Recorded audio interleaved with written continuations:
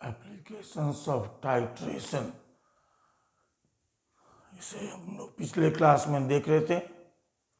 आइए इसी को आगे बढ़ाते हैं, कुछ और एप्लीकेशंस हम लोग देखें।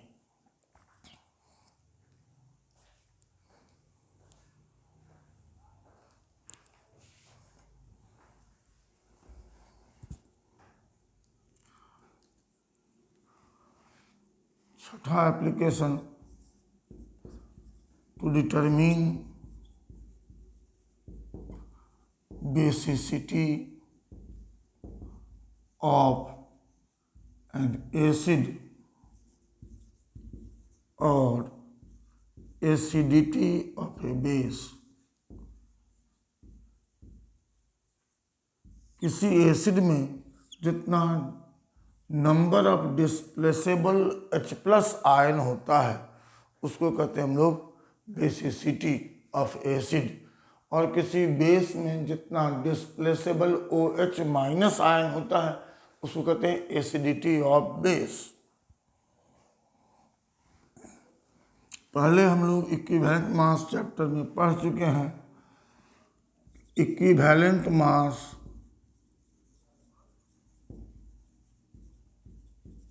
of an acid,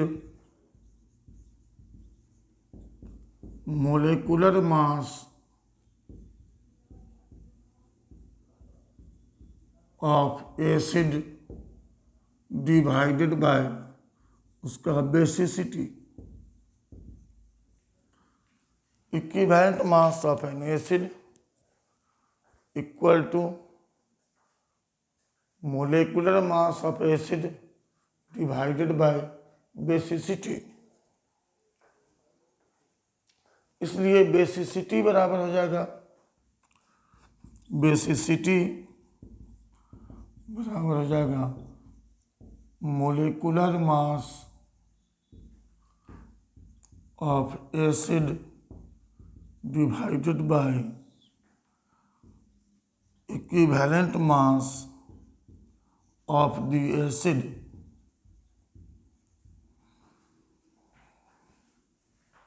equivalent mass of an acid is equal to molecular mass of acid by basicity. इसलिए बेसिसिटी बराबर molecular mass of acid by equivalent mass of the acid. इसी तरह से equivalent mass of a base, molecular mass of base by acidity. इसलिए acidity बराबर हो जाएगा molecular mass of base divided by equivalent mass of base.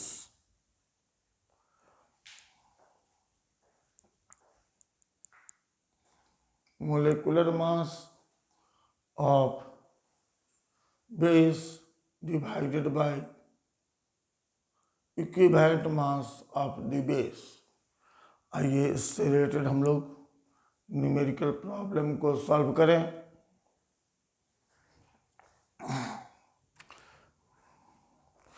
जैसे question number 64 क्या कहता है, 1.5 gram of an organic acid was dissolved in water and the volume made up to 300 ml. 10 ml of this acid required 12.3 ml of N/10 NaOH for complete neutralization. If molecular mass of the acid be 122, find basicity of the acid.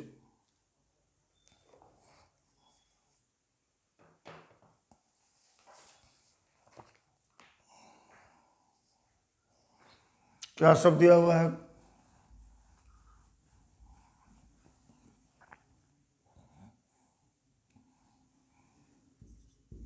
Question number 64, mass of acid dissolve, कितना मास उसका dissolve किया गया है? 1.5 ग्राम। Volume of solution कितना बनाया है? Volume of solution made 300 ml। अब फिर क्या करता है कि 10 ml एसिड लेके टाइट्रेशन किया। तो experiment is done by taking 10 ml of acid solution।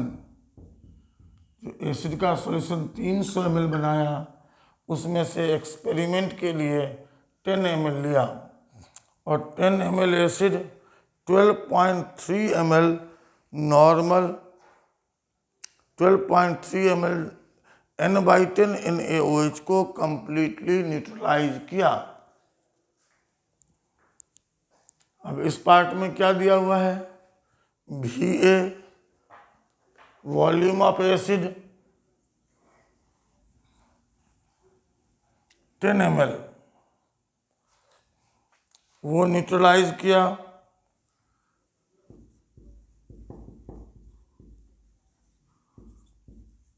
वो न्यूट्रलाइज किया 12.3 ml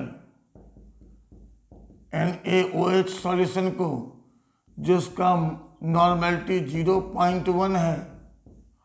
तो SA बराबर क्या हो जाएगा? VB into SB by VA 1.23 divided by 10, 0.123 normal. 0.123 normal का एसिड सॉल्यूशन बना है। कब? जब 1.5 ग्राम एसिड को डिजॉल्व किया गया और सॉल्यूशन बनाया गया 300 ml। अब आपको नॉर्मेलिटी मालूम हो गया 0.123। और ये कैसे बना?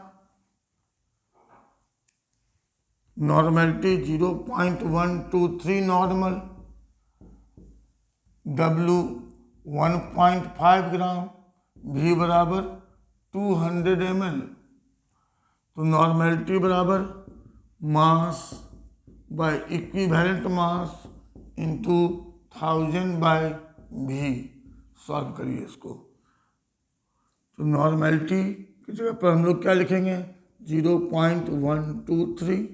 यहाँ से इक्विवेलेंट मास निकालेंगे। इक्विवेलेंट मास कैलकुलेट करेंगे 40.65 दिया हुआ है। मोलिकुलर मास ऑफ एसिड 122, इसलिए बेसिसिटी बराबर मोलिकुलर मास बाय इक्विवेलेंट मास, ये आएगा 3। इसलिए दिए गए एसिड का बेसिसिटी हो गया 3। अगला application, to determine water of crystallization.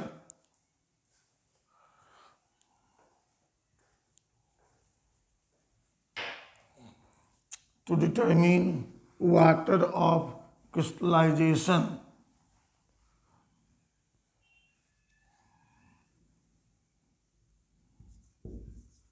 to determine water of crystallization, समझिए इसको। कुछ क्रिस्टलाइन सॉलिड ऐसे होते हैं जिसके क्रिस्टल के साथ certain number of moles of water जुड़ा हुआ होता है। ऐसे क्रिस्टलाइन सॉलिड्स को हाइड्रेटेड सॉलिड्स कहते हैं। और उसके साथ जो वाटर प्रेजेंट होता है उसको कहेंगे वाटर ऑफ क्रिस्टलाइजेशन। तो some crystalline solids have certain number of moles of water present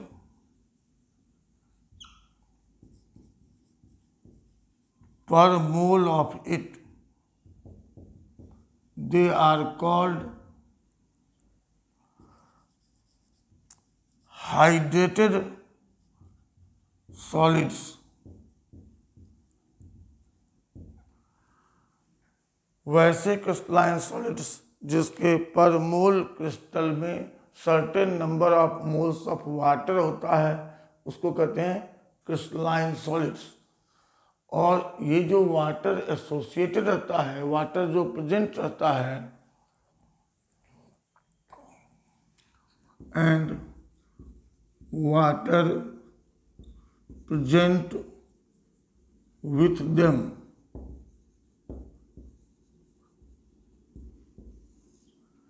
is called water of crystallization. Water of crystallization. जैसे हम लोग देखते हैं फॉर्मूला में CuSO4 5H2O, जैसे ZnSO4 7H2O। इस तरह से जो number of moles of water मौजूद रहता है पर मोल ऑफ क्रिस्टलाइन सॉलिड, इसको कहेंगे हम लोग वाटर ऑफ क्रिस्टलाइजेशन। और ऐसे सॉलिड को हम लोग कहेंगे हाइड्रेटेड सॉलिड्स। तो अगला एप्लीकेशन है वाटर ऑफ क्रिस्टलाइजेशन को कैसे हम लोग टाइट्रेशन के द्वारा कैलकुलेट कर सकते हैं। आइए हम लोग क्वेश्चन नंबर 78 और 79 इस मेथड का है। क्वेश्चन नंबर 78 देखिए, a sample of Na2CO3 XH2O weighing 0.62 gram completely neutralizes 100 ml of N by 10 H2SO4. Find the value of X. Question number 78. Mass of Na2CO3 XH2O 0.62 ग्राम दिया हुआ है और एसिड रिएक्टेड कंप्लीटली, जो इससे acid react किया पूर्ण रूप से, वो भी दिया हुआ है। 100 ml 0.1 नॉर्मल H2SO4। तो हमको इस X का मान निकालना है, ठीक है। तो equivalent mass of Na2CO3 XH2O बराबर थ्योरी के हिसाब से कितना हो जाएगा, molecular mass divided by total number of charge on cation और anion. 106 plus 18x by 2 53 plus 9x, यह आएगा इक्विवेलेंट मास। अब हम लोग टाइट्रेशन में जो डाटा दिया हुआ है उससे equivalent mass of Na2CO3 XH2O का मान निकालें।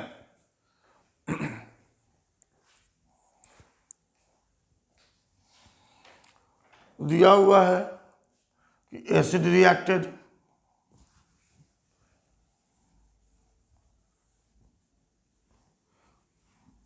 100 ml 0.1 नॉर्मल H2SO4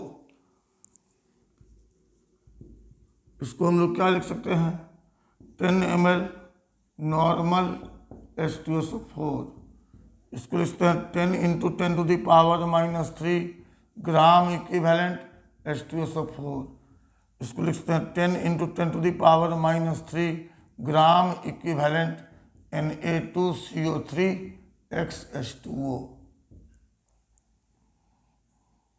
ठीक है। अब नंबर ऑफ ग्राम इक्विवेलेंट बराबर होता है mass in gram by gram equivalent mass. Number of gram equivalent बराबर mass in gram by gram equivalent mass. Number of gram equivalent आपको मालूम हो गया, 10 × 10⁻³ बराबर 0.62 by equivalent mass of Na2CO3 XH2O। Equivalent mass of Na2CO3 XH2O बराबर 0.62 divided by 10 × 10⁻³ 62। पहले हम लोग क्या निकाल चुके हैं, इक्विवेलेंट मास थ्योरी से 53 + 9x, अभी निकाले डाटा से तो कितना आया 62। इसलिए 53 + 9x बराबर होगा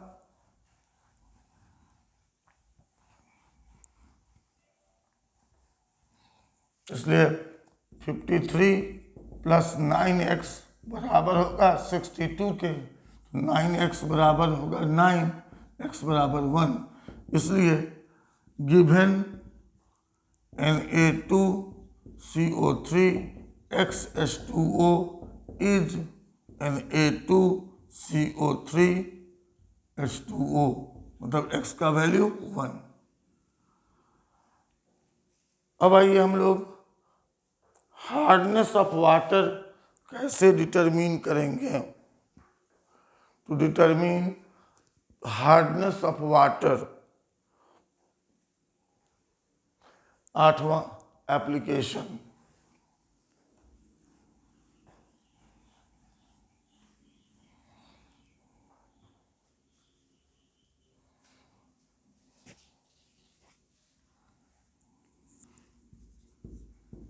डिटर्मिनेशन ऑफ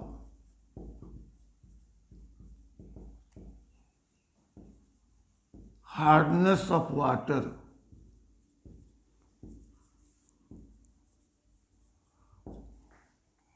वाटर सैंपल को दो भाग में बांटते हैं on the basis of action with soap. साबुन के साथ उसके एक्टिविटी के आधार पर दो भागों में बांटते हैं, सॉफ्ट वाटर और हार्ड वाटर। सॉफ्ट वाटर कहेंगे गिव्स रिच लेदर, लेदर मतलब झाग, लेदर विथ सोप, जो साबुन के साथ रिएक्शन करके साबुन लगाने पर खूब ज़्यादा झाग दे।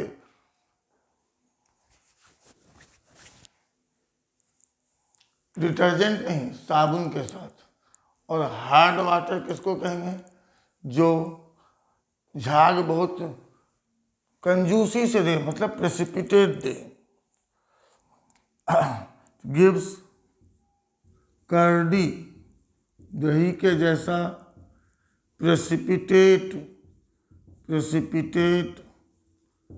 With soap. हार्डनेस का कारण क्या है? हार्डनेस का कारण है ग्रुप 2 के सॉल्ट्स, मुख्य रूप से कैल्शियम और मैग्नीशियम के सॉल्ट्स, जो कि वाटर में डिजॉल्व्ड है। Hardness of water is due to dissolved salts of calcium and magnesium. और इसमें 6 सॉल्ट मेनली। तो hardness of water is due to dissolved salts of calcium and magnesium, mainly calcium bicarbonate, magnesium bicarbonate, calcium chloride, magnesium chloride, calcium sulfate and magnesium sulfate। ये 6 dissolve salt मुख्य रूप से responsible है hardness of water के। अब hardness को जो remove करने का तरीका है उसके आधार पर हार्डनेस ऑफ वाटर को हम लोग 2 कैटेगरी में बांटते हैं, टेम्पररी हार्डनेस और परमानेंट हार्डनेस। तो hardness of water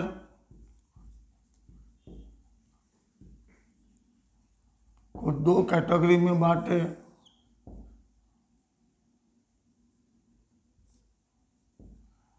temporary hardness और परमानेंट हार्डनेस।